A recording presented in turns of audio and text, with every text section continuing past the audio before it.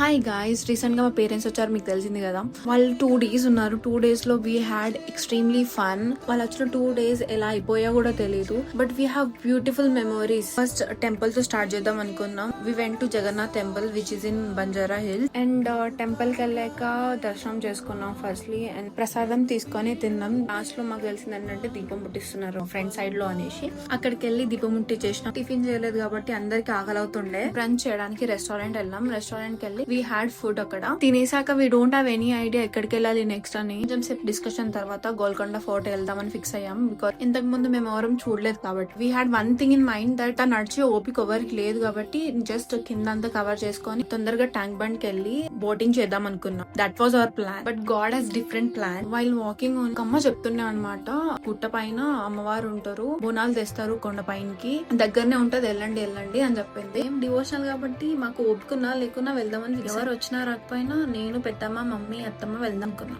While trekking నాకు మస్త్ అనిపిస్తుండే, like I'm achieving something అన్నట్టు ఆ ఫీలింగ్ లో ఉండే. The view is insane guys, ఎంత బాగుండే వ్యూ. హోల్ సిటీ కనిపిస్తుంది, 360 degrees మొత్తం సిటీ కనిపిస్తుంది. అండ్ ద ఫైనల్ డెస్టినేషన్ కి రీచ్ అయినాం మేము. అక్కడ మేము దర్శనం చేసుకొని ప్రశాంతంగా కూర్చున్నాం. అమ్మవారు ఇక్కడికి ఎలా వచ్చారు, దీని హిస్టరీ ఏంటి అని మొత్తం నాకు ఎక్స్ప్లెయిన్ చేస్తున్నాం. కోట మీద కూడా ఎక్కాం. అండ్ దట్స్ ఇట్ గైస్, మేము డైరెక్ట్ గా ఇంటికి వెళ్ళిపోయినాం. This is our end of the day guys.